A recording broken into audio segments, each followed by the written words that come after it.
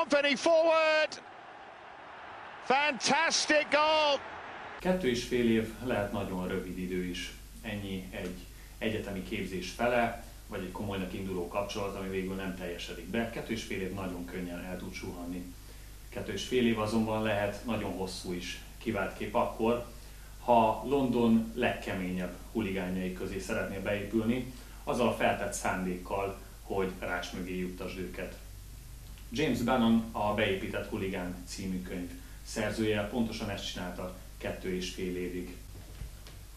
Mr. Bannon, nowadays many football-related books are unveiled worldwide and in Hungary as well. However, only your book is part of the top 5 bestseller lists in several web shops. What do you think? Why is your football-related book so special? Did you expect such a success at all? No, is the easy answer for that in relation to how well it's done. I think what it is it's not just about football hooligans. It's about a young man and his journey from the ages of 21 to 23, during which he's in a situation that isn't just about being a football hooligan. It's about somebody who isn't a football hooligan that needs to convince a load of football hooligans that he is. And as a result of that, I think it crosses many paths. People are very interested in the role and the work of an undercover police officer working in a covert environment. People are infatuated by football hooliganism and its culture. And I think when you get those two and you put them together, it has a result, which a desired effect, which is that people find it really interesting.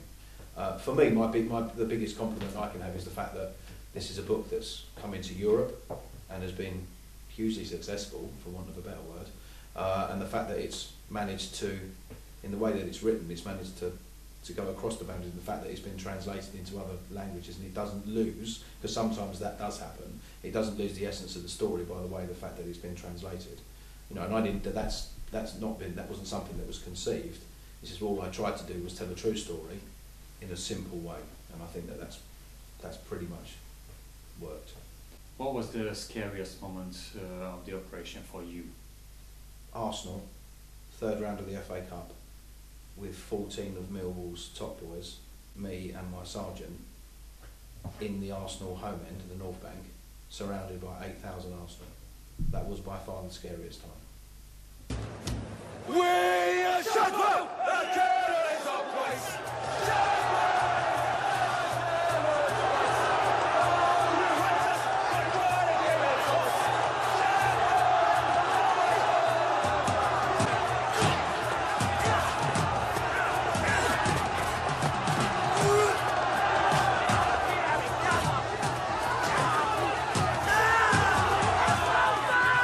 And there was a standoff moment, and then I effectively made my way as quickly as I could without getting killed onto the pitch, which I managed to do, thankfully.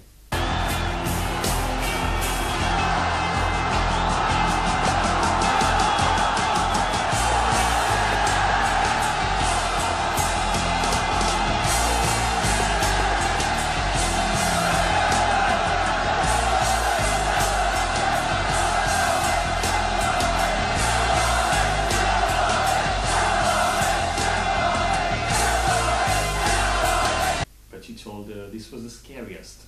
Didn't you enjoy it? Yeah, there's part of you. You'd be lying if you didn't say that a part of you, that adrenaline and that excitement, didn't enjoy it.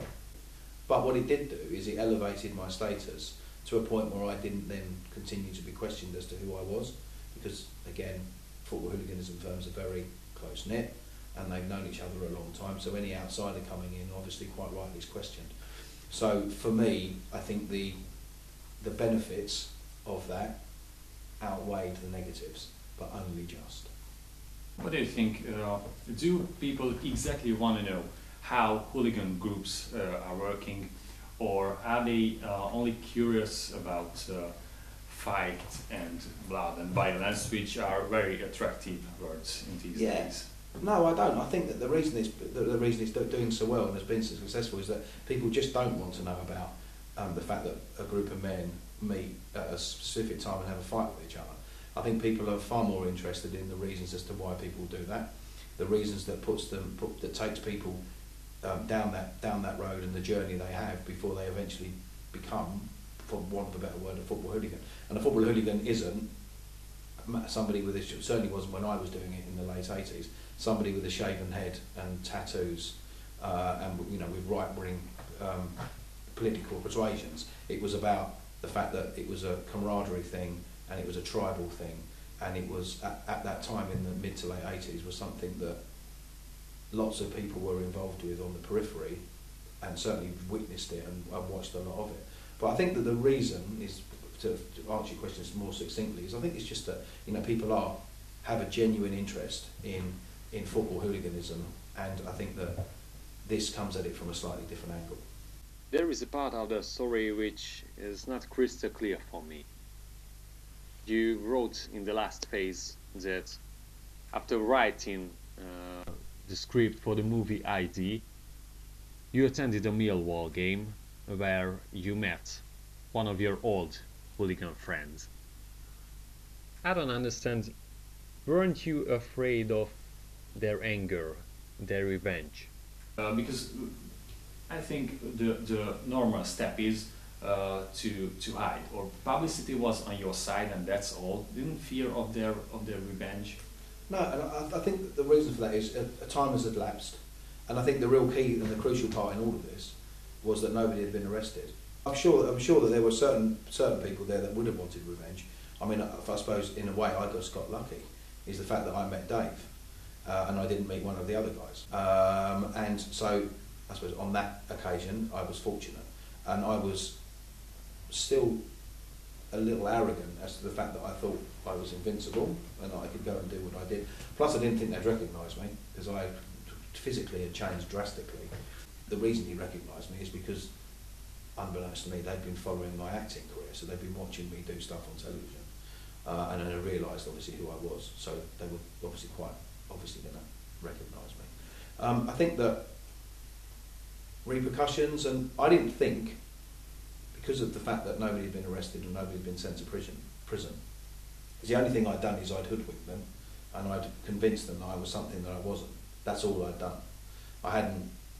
It hadn't resulted in their friends or them or members of their family or their close-knit community being put through a criminal trial and or sent to prison. So I felt that time had gone on and that they would accept the fact that I did what I did and that it was a job. And the result of all of that was that the only effect there'd been is that I'd lied to them for 2 years about who I was. But I wasn't walking around with a T-shirt going, which is what would cause an issue. Look at me, I'm the ex-undercover cop and I've had you all over. I was just there trying to do an acting job with another actor to go, this is what we do, and I'd moved on and I'd hoped that they had too. In your book you mentioned a girl named Steph who was the sister-in-law of a hooligan leader, yeah, and who you kind of fell in love with. Yeah. You don't really finish your story in your book. Could you get over this love easily? And if you had a chance to meet her again, would I? What would you tell her? I think I did the right thing. I don't think I need to say anything to her other than the fact that I didn't pursue the relationship with her. And the reason was because I knew that the fallout for her would have been horrendous. So I didn't choose to do that. So I think that I did the right thing. Was it difficult? Extremely. I was 22 years old, and all of us when we're 22 do tend to be led by our groin rather than our head. But it was absolutely essential that I had made the right decision. I liked her enough and felt for her enough to go, if I do this, it's not fair on her, and I like her too much to do that, so I'm not going to. So that's pretty much one of the reasons. It's pretty much one of the reasons as to why it wasn't taken to the next level, for want of a better word. Do you know anything about her now? No. As soon as I left that pub, they then closed the pub down in the summer, which again was even more frustrating than probably anything else. It was our main hub and main source of information. They closed down because they were serving beer after hours. I was like, I mean, just beggars belief. But so I never had contact or dialogue or saw her again, and you know, I have no intention of doing so, and I'm sure that she's happy and having a good life, which I don't think would have been the situation had the relationship continued. Mainly in Eastern Europe, there's a new habit amongst Polish, Ukrainian, and Russian supporters. Yeah.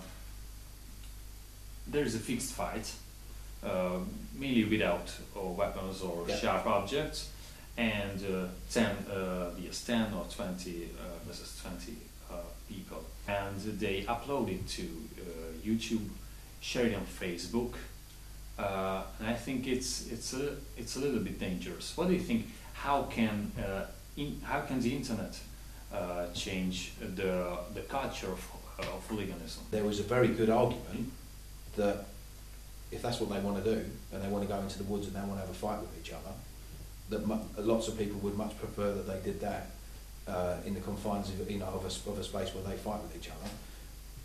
That said, it doesn't make it right that a group of grown men want to have a fight with another group of grown men, but that's human nature. Is that, you know, if it's a war, it's, you know, we're going to fight with each other. But I suppose that, would I prefer that than them having a fight, a football match in front of a load of women and children and elderly people? Probably. But that doesn't mean what they do is right. But I suppose that on a level of 1 to 10, I would prefer that than I would them doing a football match. And there's an argument, if that's what they want to do and they're going on, it's up to them. But the bigger question is social media and the easy access now, is where does it stop? Because what will happen is, because it's naturally, it's like everything, the fights will get more and more aggressive, they'll get worse and worse, and then somebody will end up getting seriously hurt. And then people will then start to want to ask the question as to why people are doing this. And the answer is because they've done it for centuries and they will continue to do so. How often do you go to football matches? Not that much now. What do you think about these days football? It's not for me, really. I much prefer rugby, to be honest. What's the reason? It's just not... all the rolling about and trying to get people booked, and it's just not. It's become more of a media circus than it has about the football, and it's about, you know. Whereas when I was going in the mid to late 80s, you know, it really was about. I mean, it was a tough game. You could tackle people. Now you go anywhere near anyone with a raised stud, and it's a yellow card, a red card, a free kick. And I think, I mean, the lower leagues, it's still at grassroots level. It's still, you know, you're still going to get, you know, what I would class as a game of football. But what I see now in Champions League and Premiership is every now and again you'll see something that's, you know, that is a genius. You know, Van Persie will do something amazing. All in all, it's more about the media rights and the money, that, you know, and they are paid extortionate amounts of money. You know, it's like Real Madrid, 105 million euros for a football player, when they've got 40% of their youth between the ages of 16 and 25. 40% of 16 to 25-year-old Spanish are unemployed, and you have a football club paying 105 million pounds for a footballer. Where's the sense in that? James Bannon továbbra is Millwall szurkolónak tartja magát. Régi huligántársaival természetesen már nem tartja a kapcsolatot, mint ahogy 20 évesen szakított a rendőri pályával is. Ahogy ő fogalmaz, tudott nemet mondani akkor, amikor az igen sokkal könnyebb válasz lett volna.